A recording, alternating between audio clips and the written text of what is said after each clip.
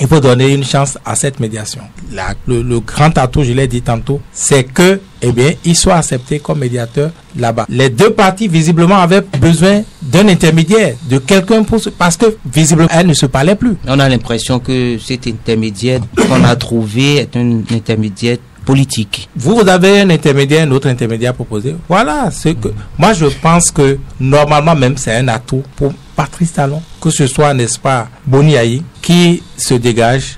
J'ai dit tantôt, il a une côte forte à Niamey, au Niger. Il est accepté des Nigériens, n'est-ce pas? Les Nigériens connaissent les relations entre lui et Patrice Talon. Car vous n'êtes pas sans savoir que Tiani et les siens ne veulent pas sentir Patrice Talon, ne veulent rien sentir qui vienne de lui, de ses entrailles politiques. Donc que Boni Yayi vienne nuancer les choses. Que les Nigériens le connaissent, le sachent comme un opposant, n'est-ce pas? Je pense que c'est normalement un atout pour Patrice Talon. C'est une carte à jouer. Maintenant, si on reste, comme j'ai dit tantôt, dans la politique politicienne, en passant à côté de l'essentiel, bon, c'est un choix, on verra bien. Maintenant, dans ce cas, quel médiateur? Parce qu'ils peuvent récuser, voilà. Ils peuvent récuser ce médiateur, Patrice Talon. C'est son droit de dire, je ne veux pas de cela. Donc, si vous voulez récuser ce médiateur, quel autre médiateur avez-vous et qui va être accepté de l'autre partie? Est-ce que là, l'opposition ne joue pas un jeu flou en s'immisçant dans cette affaire quand on sait qu'elle a demandé des choses au Bénin et qu'on ne donne pas, elle s'allie désormais à l'ennemi de celui qui gère le pays? Non, je pense que la situation actuelle, ne voyons pas au niveau, au sommet, pas uniquement au sommet, à savoir que les dirigeants des deux pays, il faut descendre, il faut revenir au bas niveau pour comprendre que c'est le bas peuple en particulier qui souffre. Et dans ce contexte-là, au niveau du bas peuple, il y a les mouvanciers, il y a les opposants également. Donc, je pense que la question se pose de savoir quelle est la part de chacun à jouer pour que la calmer, sinon le DG puisse venir. Je pense que c'est l'essentiel. Maintenant, revenons à votre question, ça m'échappait. Est-ce que l'opposition a la chance que ça marche? Je pense que... Est-ce qu'elle joue d'abord franc jeu? Est-ce qu'elle joue franc jeu en se livrant à cette médiation quand on sait que cette opposition ne s'entend pas du tout avec le pouvoir en place? Déjà que la mouvance présidentielle, sinon les émissaires du chef de l'État ont déjà initié des choses et qui ne marchent pas jusque-là. Pourquoi ne pas composer avec l'opposition? Et laissons l'opposition elle-même jouer d'abord sa partie du pouvoir si ça ne marche pas. Parce qu'il faut jouer à toutes les cartes maintenant. Maintenant, je pense que le DGL, sinon l'issue de cette médiation, de cette rencontre-là, ce n'est pas, c'est le plus important. Ce n'est pas celui qui va négocier, celui qui va à la rencontre-là qui importe. L'essentiel pour en tout cas les citoyens de ces deux pays aujourd'hui-là, c'est qu'il y ait DGL. Je pense que c'est l'essentiel. Donc, ceux qui vont là-bas, ou bien ceux qui sont désignés, ou acceptés ou ne pas acceptés, ce n'est pas ça la question. Ou on n'est pas décidé à aller au DGL, ou bien on est décidé par tous les moyens. Je pense que c'est cela. Maintenant, est-ce que ce qu'ils vont négocier là-bas, est-ce que ce sera pris en compte ici? C'est la grosse question. Mais j'aurais aimé que cela soit accepté ici. Parce que l'opinion nationale et internationale nous observe. Et si éventuellement les deux anciens présidents qui sont allés à cette négociation-là revenaient par exemple avec une bonne décision et que la mouvance présidentielle béninoise n'acceptait pas, eh bien, l'opinion pourra quand même faire sa lecture. Parce qu'on verra, mais qui veut du dégel ou pas. Je pense que c'est ce à quoi nous allons nous en tenir prochainement. Donc, je crois que nous allons croiser les doigts. On va espérer un peu, on va observer ce qui va se passer de l'autre côté. Mais je continue de croire que si déjà on les a acceptés, je pense qu'il y aura au moins une rencontre. Parce que ne pas avoir une rencontre, mais c'est dire que le consensus va trop durer. Mais si déjà les deux parties peuvent s'asseoir et échanger, on pourrait quand même voir le bout du tunnel. Retour dans ce studio pour l'instant débat ce matin. J'ai 3 confrères en studio pour cet exercice matinal. Charles Ronvaux, il est journaliste à la radio scolaire et éducative. Charles Ronvaux, bonjour. Bonjour à vous Samuel, bonjour à tous ceux qui nous écoutent. Deuxième débatteur dans cette émission, Kazmi Oké, il est de la rédaction de Crystal News. Kazmi, bonjour. Bonjour Samuel, bonjour à tous. Troisième débatteur dans cette émission, Vigile Avancé. Vigile, bonjour. Bonjour Samuel, bonjour à tous. Comme annoncé, les émissaires ou les médiateurs béninois, peut dire, les deux anciens présidents de la République, notamment Nicéphore Soglo et Boni Yayi, ont foulé le sol du Niger hier, comme prévu et annoncé dans les journaux. Vigile Awansé, ils ont tenu parole, ils sont au Niger depuis hier. Oui, les deux anciens chefs d'État béninois encore en vie, comme on dit, Nicéphore Dieudonné Soglo et Boni Yayi, sont allés au Niger, consacrant désormais une nouvelle phase de médiation, on va dire, entre les deux chefs d'État, celui du Bénin et celui du Niger. Après, est-ce qu'il faut appeler ce que les Chinois avaient fait médiation? Oui, dans une certaine mesure, sûrement pas sur les mêmes objets. Sans doute, cette fois-ci, eh bien, on parlera non seulement du pétrole, comme c'en était le cas avec les Chinois, mais on parlera aussi d'autres points, des autres points de discorde, notamment la frontière entre les deux États. Voilà, donc ce n'est que le début du début, donc on verra bien ce que ça va donner. Charles Renvo, votre avis sur cette visite? Je pense que c'est maintenant qu'il faut dire que cette affaire-là a connu un vrai rebondissement. C'est maintenant que on peut commencer par espérer. C'est vrai que le cas des Chinois, ça n'a pratiquement rien donné. Quand ils sont allés au Niger, c'est vrai, ils sont passés ici d'abord, mais ce qu'ils ont dit là-bas, les retombées de cette rencontre-là, personne ne l'a eu, ne les a eu, vous voyez, jusque-là. Alors, maintenant que deux chefs d'État, anciens chefs d'État, ont pris l'engagement d'aller, je pense que c'est déjà un bon début. Et il y a également un aspect qu'il ne faut pas perdre de vue. Ils ont été reçus. Rappelez-vous, récemment, le chef de l'État a envoyé son émissaire en la personne du ministre des Mines, je crois, en tout cas, Samou, Seydou Adambi, je crois. Il n'a pas été reçu. Et donc, même si le général Tiani n'a pas encore reçu les anciens chefs d'État, on va attendre la fin de cette journée pour voir, mais c'est la troisième personnalité du pays qui les a reçus. Donc je pense que c'est déjà un début de quelque chose. On peut déjà espérer tout au moins une visite, sinon une rencontre entre le général au pouvoir et la délégation béninoise. Donc je pense que pour un début, pour ce qui s'est passé, ce que nous avons eu jusque-là, je pense que c'est déjà un début de rencontre, un début de négociation entre les deux camps. Donc saluer un peu la démarche, quand bien même on n'a pas encore tous les contours, mais je pense qu'une fois déjà qu'ils sont reçus par une autorité du pays, de mon point de vue, cela pourrait quand même aboutir à un bon résultat. Kazmi, ok, avant de rentrer dans les détails ou les opportunités de cette médiation, dites-nous, est-ce que c'était opportun d'abord de faire cette médiation? Ah oui, parce que vous savez que quand les voix se levaient, tout le monde attendait à ce que une délégation béninoise composée notamment des anciens chefs d'État soit envoyée au Niger pour essayer de résoudre ce problème-là, pour être la médiation entre les deux chefs d'État, le président Patrice Talon et son homologue Tiani. Et donc, l'ancien président Dieudonné Nicéphore Soglo avait annoncé qu'il est prêt pour aller au Niger pour que la situation soit résolue. Le président Thomas Boni Yayi également avait martelé cela dans ses propos. Donc, ils sont allés au Niger parce qu'ils se sont dit, là où la situation est aujourd'hui, il va falloir que nous changeons de médiateur. Il faudrait que les autres sentent vraiment que oui, c'est pas parce que le président Patrice Talon est là que nous n'avons pas notre mot à dire. Et donc moi je salue déjà cette démarche des anciens présidents. Ils pouvaient dire, parce que le président Talon ne nous a pas contacté, il ne nous a pas demandé d'aller au Niger, on n'y va pas. Donc c'est une démarche qu'il faut saluer. Vigile Awansé, logiquement, avant de fouler le sol du Niger, ces anciens présidents devaient quand même avoir le cutus de Cotonou, non?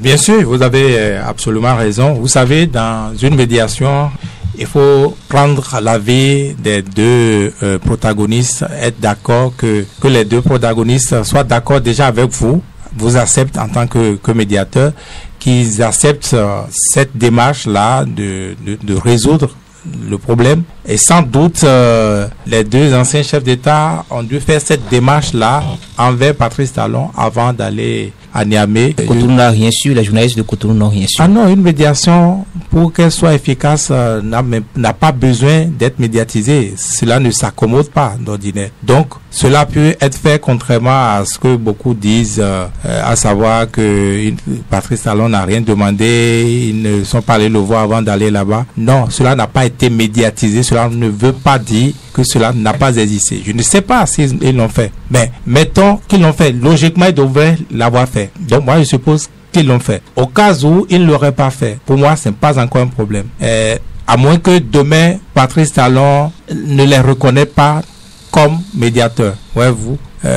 Il a un thème juridique pour le dire. Cela est en train de m'échapper là, n'est-ce pas? Donc, qu'ils ne les reconnaissent pas, n'est-ce pas, comme médiateur. Mais dans ce cas-là, qui est-il sûr, n'est-ce pas, de proposer qui va être accepté à la fois de lui et de Tiani? Car c'est de ça qu'il s'agit. Pour l'instant, c'est déjà un grand atout qu'il soit accepté, n'est-ce pas, de la partie nigérienne. C'est déjà un grand atout qu'il soit accepté de la partie nigérienne. Donc, il devait pouvoir saisir cette opportunité-là, car c'est beaucoup plus lui qui a montré la disponibilité de pouvoir résoudre ce problème. C'est lui qui a tendu à plusieurs reprises la main à Niamey, même si par derrière, eh bien, il faut également le pied gauche et le pied droit dans sa propre affaire. Je vais pour parler ainsi. Voilà, je parlais de révocation. Il n'a pas, de mon point de vue, intérêt à révoquer ces personnes-là. Je ne sais pas quelles raisons il pourrait évoquer pour les révoquer. C'est déjà une chance pour lui, hein, un avantage qu'il soit accepté de Niamey. Vous disiez tantôt que ils ont été reçus par la troisième personnalité du CSP. Non, ça c'est à l'accueil. Donc, ils ne vont pas partir de Niamey sans pouvoir rencontrer Tiani. Je ne sais pas combien de jours ça va durer cette mission. Mais je sais que, eh bien, ces personnalités sont, on va dire, acceptées à Niamey, sont aimées des Nigériens, notamment Boni Yayi est accepté à une cote assez favorable au Niger, ce qui est un atout, un avantage également. Donc, je trouverais Patrice Talon difficilement révoquer ces gens-là, à moins qu'ils n'aient pas envie que le problème soit résolu. Charles Renvoi, avez-vous l'impression que Cotonou accompagne ces deux anciens chefs de l'État? Je doute lorsque vous scrutez un peu ce qui s'est passé et jusque-là. Parce que, en premier, l'ancien chef de l'État, Nicéphore Soglo, s'était annoncé, s'était proposé de jouer la médiation. Mais vous allez observer que aucun clin d'œil ne lui a été fait dans le temps. Il n'y a pas eu de réaction favorable, il n'y a pas eu de réaction pour l'accompagner dans ce qui s'est passé là. Et connaissant un peu comment le régime agit depuis un moment, je doute véritablement que ces deux chefs de l'État puissent avoir la caution de la Marina. Parce que on a tendance à croire que il n'y a que nous et nous seuls qui avons la science infuse pour dire tout et régler tous les problèmes à notre manière. L'autre chose également, il n'y a qu'à voir la couleur politique de ces deux chefs d'État qui sont allés en mission. Et il n'est pas exclu que le régime en place voit de loin une récupération politique. Ah mais si c'est eux qui arrive à obtenir le dégel, qu'est-ce qui prouve que l'opposition ne va pas faire assez de plumes par rapport à cela? Vous voyez, il y a des calculs comme ça qui se sont posés. Et vous allez observer que lorsque des camps, je dirais les démocrates dans le temps, se sont levés pour s'exprimer sur la situation en ce moment, ça n'a pas raté la réaction de la mouvance présidentielle. À savoir que les maires, les députés ont commencé les ministres ont commencé par organiser des marches de soutien, des réactions pour accompagner, pour soutenir donc juste une réaction qui pratiquement n'apporte rien à la crise qui est en cours. Et donc jusqu'à preuve de contraire, je doute véritablement que ces deux anciens chefs d'État aient la caution de la Marina. Mais je pense que l'essentiel pour le citoyen béninois aujourd'hui, en tout cas pour les deux pays, c'est que le dégel puisse intervenir. Maintenant, le risque peut-être forcément pour des situations du genre, il faut des accords, il faut des engagements, il faut parfois des concessions. Est-ce que si les deux chefs d'État bénéficiaient de ces accords, ces concessions, tout ça, est-ce que ce sera accepté par le pouvoir en place? C'est la grosse question. On reviendra sur cette question. Kazmi, ok pour vous? on devait quand même avoir l'OK de Cotonou. Oui, mais pas forcément, parce que vous savez, comme Vigile le disait, le président Patrice Talon a fait des pas vers le président nigérien, ce qui n'a pas marché. Donc, si les deux anciens chefs d'État vont au Niger aujourd'hui et ils arrivent à négocier avec le chef d'État nigérien, je pense que c'est l'occasion pour ce dernier, pour le chef d'État nigérien, le général Tiani, d'accepter maintenant les pas que le président Patrice Talon avait posés. Il peut toutefois lui envoyer une note pour dire, viens, on discute de notre problème. Et là, je pense que ce sont les deux peuples qui sortent gagnants.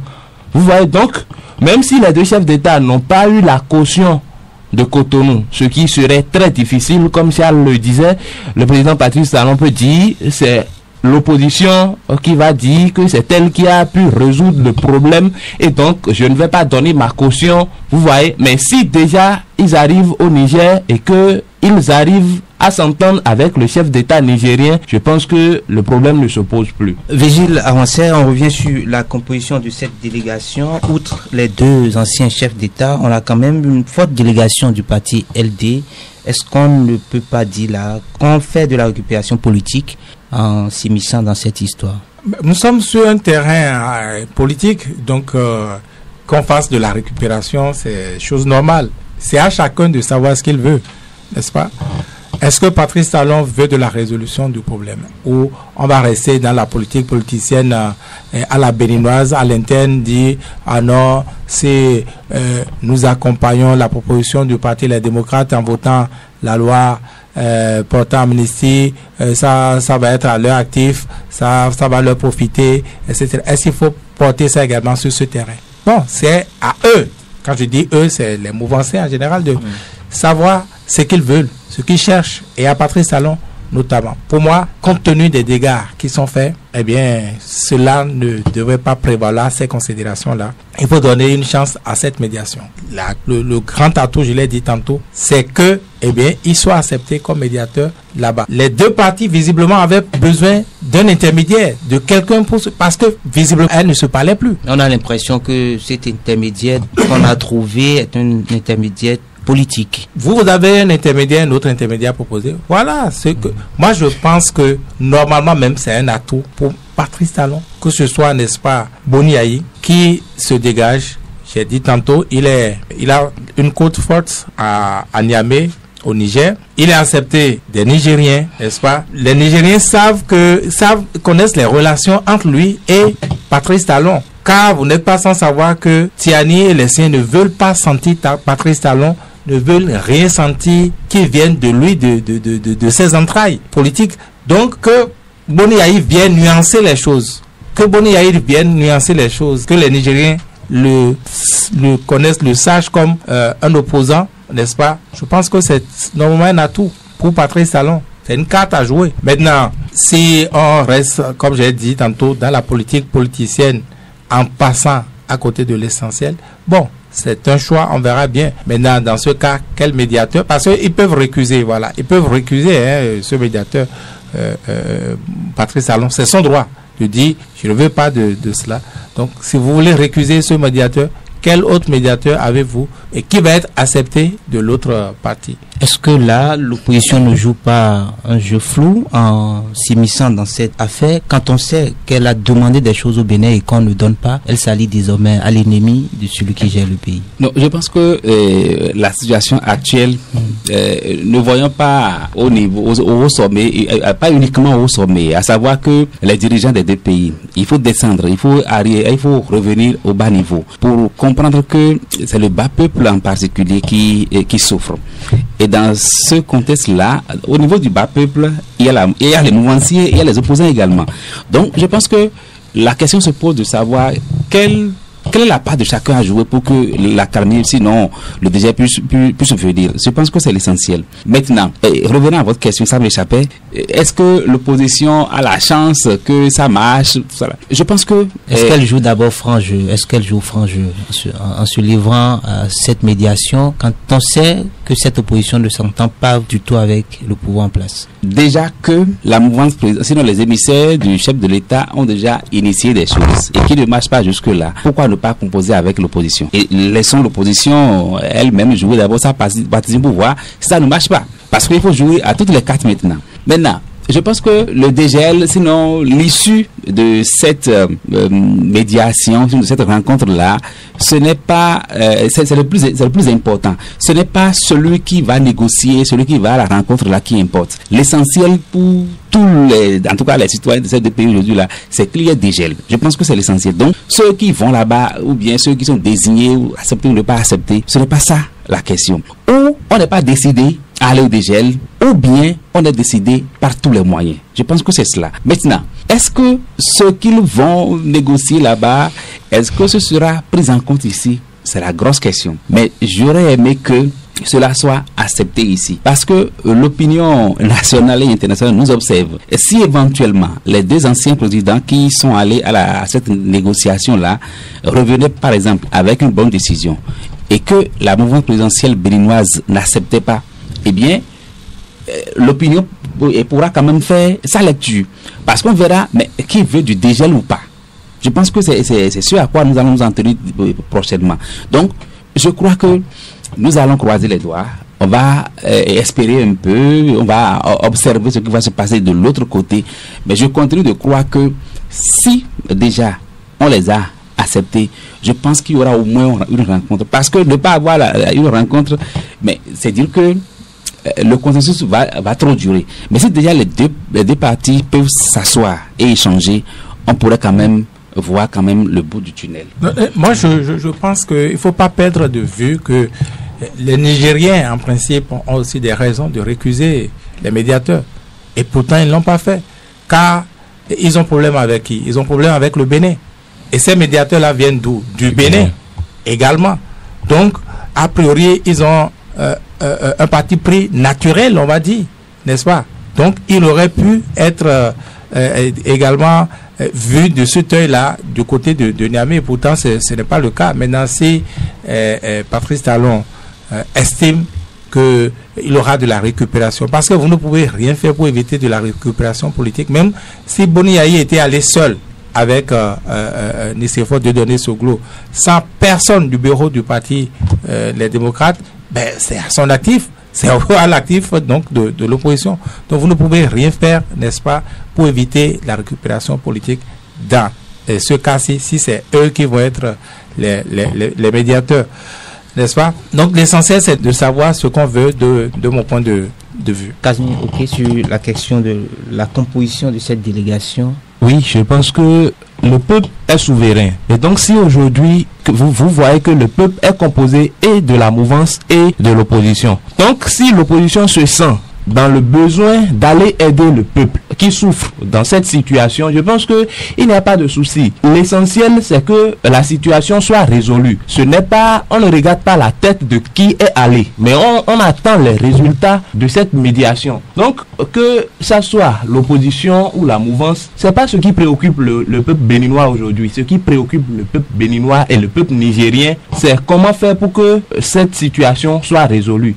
Et donc, même si c'était des gens de la mouvance présidentielle qui étaient allés au Niger, mais à la fin ils vont dire c'est le pouvoir en place qui a pu résoudre le problème. C'est nous, c'est-à-dire c'est la même chose que l'opposition aussi peut faire. Mais le problème, ce n'est pas par exemple sur le code électoral où on dira que quand on va voter le code, ça entre dans l'avantage de la mouvance présidentielle parce qu'ils vont aux élections. Mais cette affaire, cette situation entre Bénin et Niger, on ne peut pas prendre cette affaire, on ne peut pas la considérer ainsi. Donc, on ne veut pas savoir qui est allé, mais on veut des résultats concrets. Donc, si les autres de la mouvance présidentielle n'ont pas pu et que les autres arrivent à le faire, c'est à leur actif. Laissons-les gérer. Et donc, il faut que la situation soit résolue. C'est tout le problème des peuples béninois et nigériens aujourd'hui. Vigile Avancé, ils ont été accueillis pour parler de ces médiateurs par, disons, le troisième responsable de la junte au pouvoir au Niger aujourd'hui. Est-ce que vous pensez que Tiani va recevoir ces deux anciens chefs d'État? Je le disais tantôt, Tiani va les recevoir. Et si il ne parle pas avec le principal interlocuteur que je considère, Tiani que je considère comme le principal interlocuteur, ça veut dire qu'il y a un problème. Ça veut dire que la partie nigérienne également ne les accepte pas pour autant. Mais je ne pense pas, ne serait que par considération, par respect pour ces deux personnalités qui plus est sont des aînés à ces deux parties prenantes. Je ne vois pas pour quelle raison Tiani ne va pas les recevoir.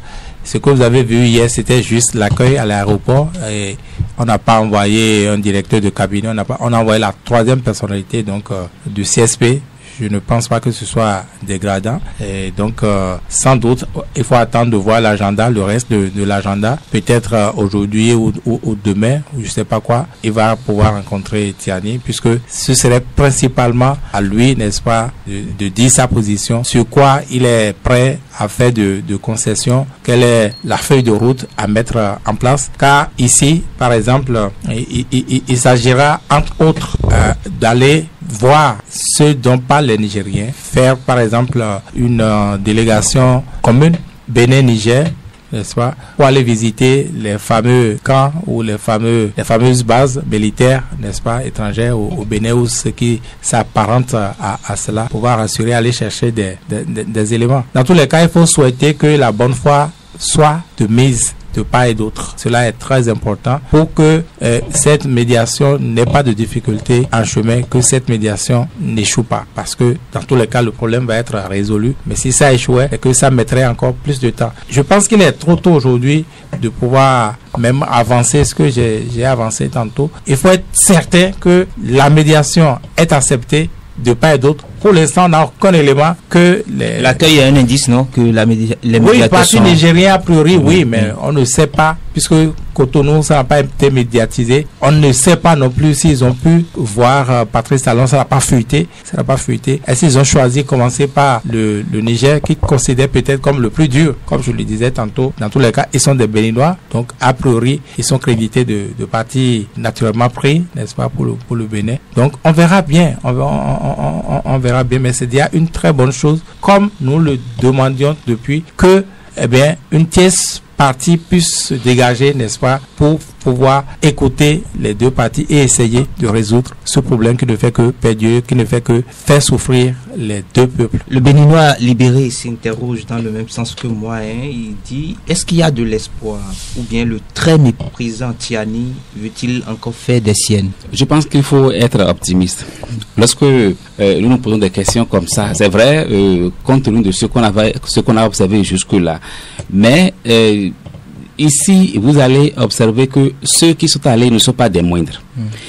Dans le lot de ceux qui peuvent gérer des situations comme ça entre deux pays, il y a qu'à citer également, avec les anciens chefs d'État. Et donc, deux anciens chefs d'État, avec les relations qu'ils avaient dans ce pays, je pense que ça peut faire l'affaire. Vous voyez? Et donc, soyons vraiment optimistes, puisque cette crise-là qui dure, je pense que ça nous fait trop déplumer plutôt que de nous construire. Alors, si déjà, une fois encore, ils ont été reçus là-bas et que on les a acceptés, tout ça, une fois de plus, déjà que la rencontre aura lieu, je pense que ça va ouvrir les horizons, ça va ouvrir les lignes pour qu'on puisse savoir là où nous allons par rapport à cette crise-là. Parce que ne pas ouvrir le dialogue, ne pas ouvrir la rencontre, alors ça devient totalement une crise dont on ne saura même pas la fin. Mais si déjà on ouvre la rencontre, on ouvre le dialogue, je pense que les uns et les autres pourront se parler. On pourra se dire des choses, on pourra se proposer des choses. Et c'est uniquement à ce niveau-là qu'on pourra s'entendre. Mais si jusque-là, on a envoyé des gens, on a posé des actes par ici et que ça n'a bougé aucune ligne, si déjà depuis hier on a reçu les anciens, je pense que nous pouvons commencer maintenant par être optimistes. C'est vrai que rien n'est gagné encore, mais espérons qu'ils puissent avoir le dégel. Je sais que ce ne sera pas de sitôt, ce ne sera pas aussi facile que ça, mais je sais également que les anciens chefs d'État qui sont allés auraient déjà pris des contacts, auraient déjà négocié peut-être avec d'autres personnes parallèles à ces militaires au pouvoir là. Ils auront le temps également de faire des propositions comme d'habitude. Bref, ils ne sont pas des moindres. On peut être optimiste pour quand même voir ce qui va sortir de cette rencontre-là. Optimiste que les deux anciens chefs de l'État soient reçus par Tiani. Oui, si déjà il y a une délégation des autorités nigériennes qui a pu rencontrer les deux chefs d'État, qui les ont accueillis. Je pense que c'est déjà un bon signe pour dire vous êtes les bienvenus ici et donc on peut échanger avec. Et donc si le ministre béninois était allé au Niger, même si c'est pour autre chose, et a voulu rencontrer les autorités nigériennes, mais qui n'a pas pu, et il est revenu à Cotonou, dit je n'ai pas été reçu là-bas, et les autres ils sont allés maintenant et ils ont été reçus. Je pense que c'est aussi un bon signe. Cela voudra dire les deux anciens chefs d'État, comme Charles le disait, ils ont déjà pris contact avec les autorités nigériennes avant de s'y rendre, et sûrement ils auraient déjà contacté d'autres personnes qu'ils jugent proche des autorités au pouvoir au Niger. Donc je pense que on aura de bons résultats, on aura de bons fruits de cette rencontre-là, de cette médiation des anciens présidents. Ils auront 3 ou 4 jours à faire au Niger. On attend, si on les a reçus, ça voudra dire on va discuter avec eux. Et le souhait du peuple béninois aujourd'hui, c'est qu'il soit reçu par le général Tiani lui-même. Vigile Avancé a espéré que cette délégation soit reçue par Tiani, que des résultats qu'il ramènera à Cotonou. Non, il n'a pas, disons, grand résultat, ou il n'y a pas considéré que quand ils vont atterrir sur le tarmac de l'aéroport de Cotonou, ils reviendraient avec la solution, le oui de Tiani. Non, comme je le disais tantôt, d'abord c'est déjà un grand gain que d'être accepté, que Tiani accepte que le problème peut être résolu. D'accord? Si les mêmes principes sont acquis du côté de Cotonou, eh bien, il va être question que les deux parties également s'entendent sur le mode de résolution du problème. Et je pense que, comme je l'ai dit tantôt, cela va passer par une feuille de route. Ils diront, par exemple, nous allons d'abord mettre en place une commission bipartite ou tripartite composée à la fois du Bénin, du Niger et peut-être d'une autre partie, je n'en sais rien, n'est-ce pas? Pour aller, par exemple, vérifier les choses là. Ils vont s'entendre sur les membres de la commission. Le classique en matière de médiation, ils vont le faire, ils vont établir une feuille de route. Et voilà, donc quand cela commence comme ça, l'autre avantage déjà, c'est que les deux belligérants, pour parler ainsi, comme si on était déjà dans un vrai conflit, eh bien, vont cesser, n'est-ce pas, de s'invectiver ou de poser des actes, n'est-ce pas, qui pourraient amener à des escalades plus graves. Charles Renvaux, les résultats engagent qui? Alors, mais ça va engager les deux pays. Ça va engager les deux pays. Mais je mettais mon doute par rapport à l'accord de la Marina suite à cette délégation-là. À savoir que oui, est-ce qu'ils ont eu l'accord, ils ont eu l'avis du chef de l'État, tout simplement pour faire cette démarche-là. Mais je pense que l'ayant eu, ne l'ayant pas eu, je pense que la solution ici, la question n'est pas à ce niveau-là. La question n'est pas à ce niveau. La question, ah mais est-ce qu'il y a une lueur d'espoir? C'est le plus important. Maintenant, les résultats, si déjà les deux pays sont convenus de ce que la crise ne nous arrange pas, la crise ne nous en profite pas, mais je pense qu'il vaut mieux aller au dégel. Maintenant, je veux croire que les propositions ou parfois les exigences ne soient pas trop corsées pour que ce soit insupportable à une partie des deux. Oui, puisque chacun doit pouvoir donner sa position sur le sujet, voilà ce sur quoi nous pouvons nous entendre, voilà à quel niveau nous pouvons pousser, jusqu'à tel niveau on ne pourra plus. Alors, si on prend des positions radicales, et si on prend des décisions, si on émet des positions qui seront difficiles à une partie, et là, c'est tout comme si la médiation ne marchera pas. Mais, comme je le disais tantôt, il faut être optimiste, puisque qu'on le veuille ou pas, le Bénin et puis le Niger n'avaient pas un souci avant ce que nous savons là, avant la décision de la CEDEAO pour quand même punir le Niger. Alors, je pense que oui, ça a fait mal, la décision du gouvernement béninois, mais le temps que ça a fait déjà, il faut quand même passer également de l'éponge pour évoluer. C'est vrai que on a observé de notre côté une position tranchée, une position radicale, tout ça, mais je pense qu'il faut observer maintenant le peuple, sinon le bas peuple, pour voir un peu la situation. Comment est-ce que cela perturbe la quiétude des citoyens, qu'ils soient nigériens ou béninois. C'est à ce niveau-là qu'on pourra oublier tout ce qui s'est passé jusque-là et aller au dégel. Donc bref, je pense que si on s'en tient, puisque ce sont les hommes qui règlent les problèmes. Même si la médiation de ces anciens chefs de l'État échouait, il n'y a que des humains qui viennent régler les problèmes. Il n'y a que, peut-être on va appeler d'autres personnes, une délégation de la CEDEAO ou bien je ne sais même plus quelle structure, mais toujours est-il que c'est des humains qui viennent régler ce problème-là. Donc je pense que si on s'en tient à cela, la délégation béninoise et puis les dirigeants nigériens, ils peuvent s'entendre. Il n'y a qu'un minimum qu'il faut émettre comme proposition, tout ça là, pour qu'on s'entende. Et donner maintenant des instructions pour que à tel niveau, nous n'allons plus accepter que vous franchissiez tout ça là. Je pense que c'est à cela qu'il faut s'en tenir. Donc bref, revenons à votre question, les conclusions vont s'imposer aux deux pays. Et je pense qu'il faut savoir respecter ces choses-là. Parce que quand vous évoluez dans un creuset, dans un mouvement, vous savez très bien qu'il y a des concessions à faire. Tel que vous vous comportez chez vous, lorsque vous vous retrouvez dans un groupe là, vous êtes obligé de laisser passer certaines choses pour votre bon vivre. Calme, ok, sur la même question. Oui, les résultats, les conclusions de cette rencontre-là, je pense que ça va s'imposer surtout aux chefs d'État béninois. Parce que si les anciens chefs d'État n'ont pas pu avoir sa caution avant d'aller au Niger, c'est peut-être un moyen, c'est peut-être pour voir sa bonne foi, pour voir si on arrive à s'entendre avec les autorités nigériennes, on revient dans notre propre pays. Et que le président actuel, notre président, refuse maintenant de nous entendre. Il refuse maintenant notre médiation. Ça voudra dire que c'est lui qui ne veut pas que le problème soit résolu. Et donc, c'est comme un piège aussi. On dit, on agit de telle manière pour voir sa bonne foi, pour voir est-ce qu'il est prêt pour que la situation soit résolue. Et donc, les conclusions, oui. Mais quand ils vont terminer de l'autre côté du Niger, le minimum qu'ils peuvent faire, c'est de venir aussi au Bénin, rencontrer le chef d'État parce qu'il s'agit de deux parties et ils veulent jouer la médiation. Donc, quand ils vont rencontrer les responsables nigériens, ils vont forcément aussi rencontrer les responsables béninois aussi, ceux qui sont au pouvoir aujourd'hui. Et donc, le problème aujourd'hui, c'est le Niger. Comment il faut s'entendre avec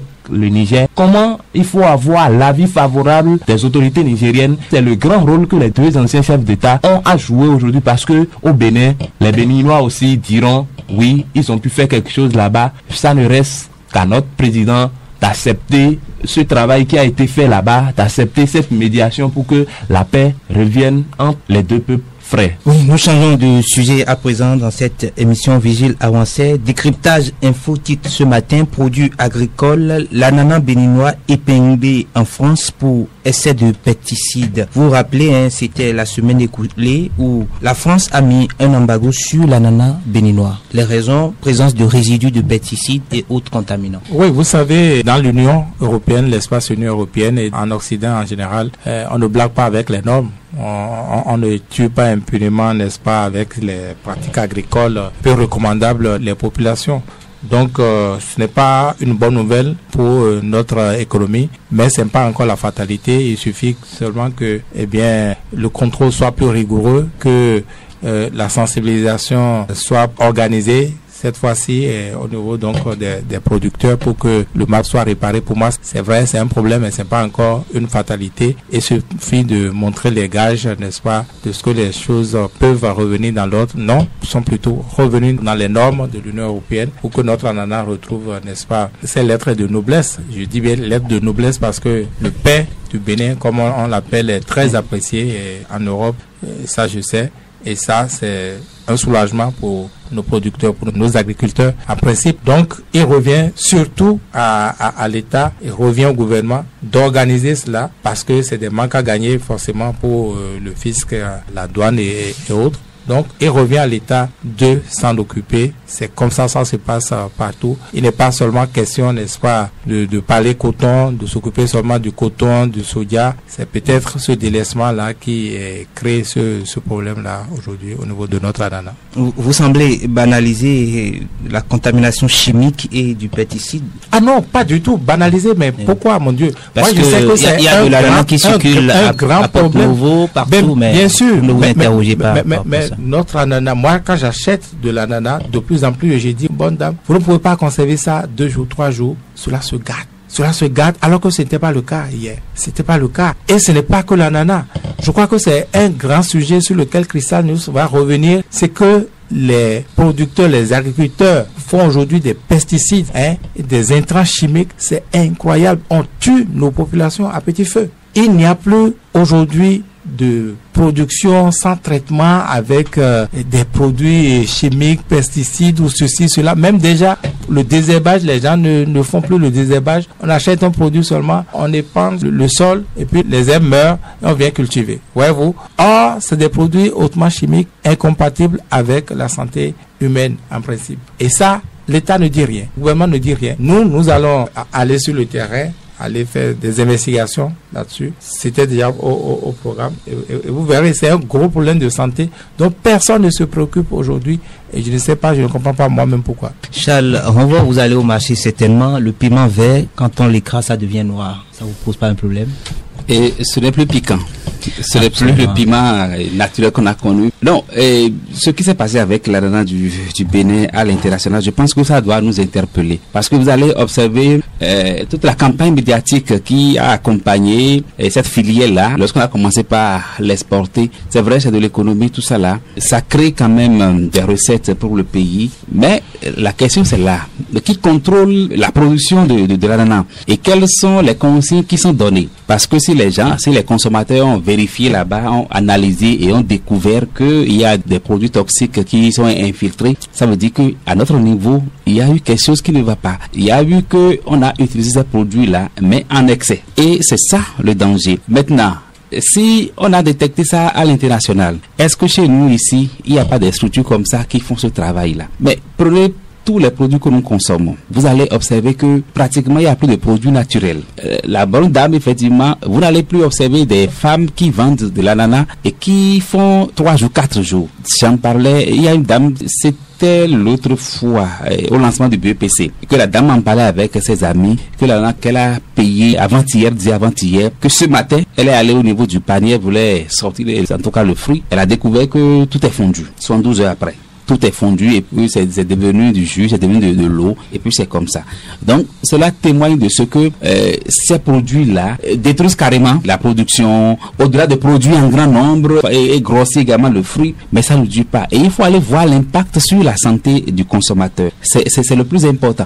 Donc quand vous sillonnez le marché, vous sillonnez les champs, tout est à base de produits chimiques. Tout est à base de produits chimiques. Et ces produits-là courent les rues. Allez au marché de Wando, allez dans n'importe quel marché, vous allez voir ces produits-là tous les jours que Dieu fait. Je vous ai donné ici la dernière fois l'exemple de même ceux qui prennent du thé au bord de la voie. Mais il y a des produits, c'est-à-dire totalement mauvais à notre santé, que les gens introduisent dedans. Vous allez penser que c'est du lait, vous allez penser que c'est du sucre, alors que ce n'est pas ça. Mais la Dana, par exemple, plusieurs fois, moi, j'ai eu à faire des émissions là. Non seulement ils sont en nombre réduit, mais parfois ils n'ont pas le nécessaire. Et de l'autre côté également, ils n'ont pas le poids de décision. Ils n'ont que à dénoncer, à aller au marché, à aller détecter tel produit, mais peut-être aller ramasser ou faire quelque chose, rien. Mais quand c'est comme ça, c'est bonjour les dégâts. Et donc, les produits, loin de l'ananas, il y a aussi d'autres produits que nous consommons. Le pain, on n'en parle pas.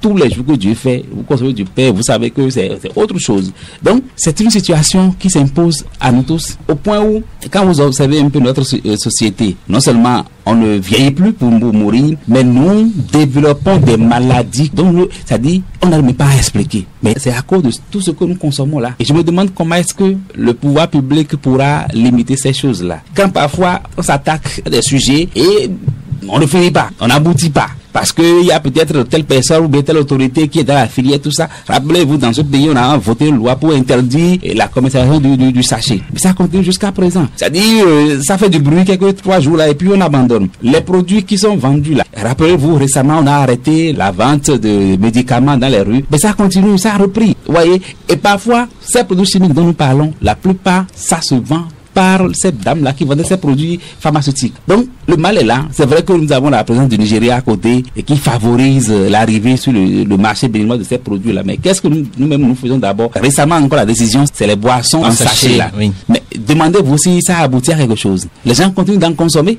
Plutôt que de prendre une décision radicale pour dire on arrête là, il faut mieux sentir pour leur montrer le danger. Parce qu'aujourd'hui, les gens ont enlevé ces sachets-là, ont enlevé ces boissons-là de l'étalage, c'est-à-dire officiel, et on a caché. Si bien que quand vous allez, ils ont déjà des thèmes appropriés pour la voie. Donc la solution, ce n'est pas de prendre une décision radicale, mais il faut expliquer à la population les dangers de ces produits-là. Donc, je pense que c'est un camouflet pour le Bénin, parce qu'on a commencé à envoyer de l'ananas à l'intérieur. Ça ne fait même pas encore 3 mois, 4 mois par là.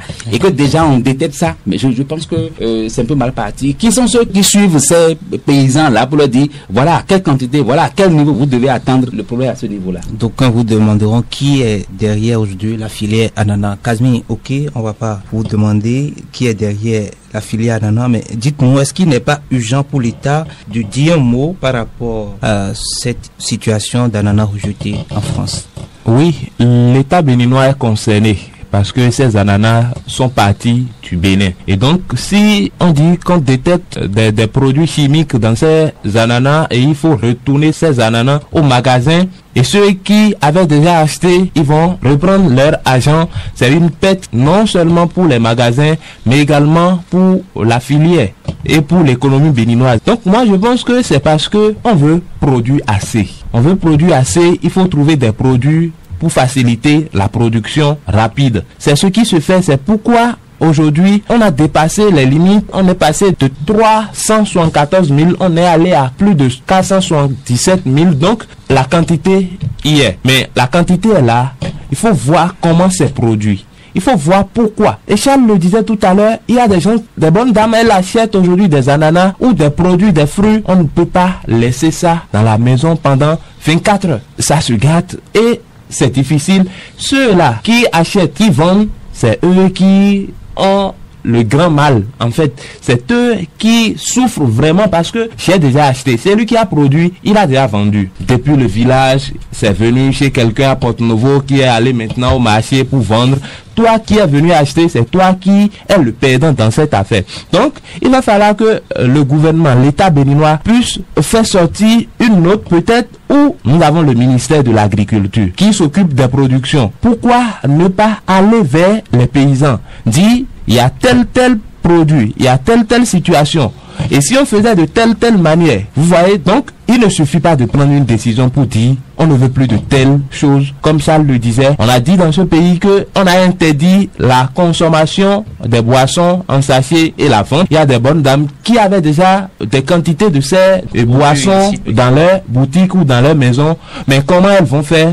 Elles sont obligées de cacher ça pour que ils ont peut-être prêté de l'argent pour faire le commerce. Donc, quand vous saisissez tous ces produits-là, comment ils vont arriver à payer ces dettes-là? Je pense qu'il faut sensibiliser les populations aujourd'hui afin de mettre fin à ces problèmes. Vigile Avancé, est-ce que vous comprenez le silence des acteurs de la chaîne de contrôle, peu les normes en termes de qualité des aliments? Dans tous les cas, ils ne contrôlent plus rien. Je vous dis, ils ne contrôlent plus rien. La situation est grave, très grave, je vous dis. Que ce soit le palmier à huile, que ce soit le maïs, notre maïs, il a un produit aujourd'hui, je ne sais plus le nom, j'ai dit on va partir sur le terrain, et voilà, qui est vendu à moins de coût. Il suffit seulement de mettre un peu pour le produit. Déjà, le palmier qui a 2 ans commence pas à produire. Rien qu'avec ce produit-là, quand vous le traitez, ça commence pas à produire. Même si cela produisait déjà, ça produit des régimes. Et c'est ça que les paysans, les producteurs en majorité aujourd'hui utilisent par exemple. Et c'est un produit toxique. Ça, on court l'intérêt, on court le rendement, n'est-ce pas? Et on tue les populations. On parlait du glyphosate et autres dans le traitement des champs de coton. Oui. Et voilà le même mal qui attaque désormais nos produits vivriers. Et vous parlez de chaîne de contrôle, de structure de contrôle. Ils ne contrôlent plus rien. Vous avez l'impression que c'est même structuré, c'est même avec leur bénédiction que cela se fait. Ça, c'est pour les produits chimiques. Savez-vous que l'OGM, que des organisations de la société civile paysannes ont combattu, l'OGM est en train d'être introduit aujourd'hui comme ça silencieusement dans l'agriculture. De façon officielle. Ah ben bien sûr, la Sodeco, je pèse bien mes mots, ça également c'est une piste de recherche, d'investigation bientôt pour Crystal News. Vous achetez je pense bien 2 sacs d'engrais, vous êtes obligé d'acheter un sachet de maïs jaune qui n'est pas un maïs naturel, n'est-ce pas, qui est également un problème de santé qui n'est pas résolu, n'est-ce pas, mais qui est introduit ainsi dans notre agriculture avec tout ce que cela comporte. Donc, vous parlez de structure de contrôle, ils ne contrôlent rien. On dirait même que, eh bien, ils sont commis pour. Le mal est structuré. Moi, je n'irai pas jusqu'à dire qu'ils sont commis pour, mais le mal est structuré, n'est-ce pas, avec la bénédiction de ceux qui devraient nous protéger. Est-ce qu'il ne faut pas faire clairement le choix des OGM au Bénin que de passer à côté et de façon officieuse l'utiliser? Eh bien, si on fait le choix, l'essentiel c'est d'abord de prioriser la santé de la population. C'est de cela qu'il s'agit. Mais je pense que nous ne sommes pas encore à ce niveau de développement-là. Les terres ne nous manquent pas si tant. C'est parce que nous voulons être pressés comme tous les autres. C'est parce que nous voulons nous comporter comme tous les autres. Ne peut plus nourrir tout le monde sans OGM aujourd'hui. L'agriculture peut bien nourrir si nous n'avons pas tous abandonné la terre pour dire que nous allons faire des médias. Si nous n'avons pas tous abandonné la terre pour dire que nous voulons tous être cadres intellectuels et encore que il y a des cadres, même si c'est pas eux-mêmes directement, qui quand même font de l'agriculture. Et si on n'a pas fait ce choix-là, même en étant cadre, même en étant autorité, produire quelque chose à côté de notre maison, en tout cas dans un village, tout ça là, je pense que ça peut corriger quelque chose. Mais s'agissant des produits, une fois encore, je ne pense pas que nous soyons déjà à ce niveau-là. Et si on devrait le faire, il faut quand même canaliser, parce que s'il y a des produits chez nous par exemple qui sont en voie de disparition ou que nous n'avons plus les moyens naturels pour les maintenir et qu'on fait ce choix là, mais que l'État prenne alors les habiletés de l'encadrer. Mais si on laisse le boulevard ouvert, eh bien, chacun va en profiter. Et c'est ce qui se passe aujourd'hui. L'engrais par le passé, c'était uniquement pour le maïs chez nous, tout ça là. Mais ça a quitté le maïs, ça embrasse maintenant tous les produits. Plus personne ne veut attendre la nature. On est pressé, on veut avoir notre produit en même temps et de façon pressée. Et c'est ça qui nous amène à ces choses-là, le poisson. C'est-à-dire, dans place tous les domaines de production, on a cette envie effrénée d'aller vite à la production excessive et dans un délai très record. Vous voyez, c'est le mal que nous avons aujourd'hui. Casimir, ok, sur la même question. Oui, il faut structurer le secteur ou la filière aujourd'hui, parce que ce qui se passe, même si on sait que c'est difficile de le faire, il va quand même falloir le faire, parce que on ne sait pas tout ce que nous consommons. On dit que c'est depuis la France que les ananas ont été saisis. C'est en France que la découverte a été faite. Et nous, population, nous pauvres citoyens qui n'avons pas les moyens pour détecter ces produits chimiques dans ces ananas-là, qu'allons-nous faire?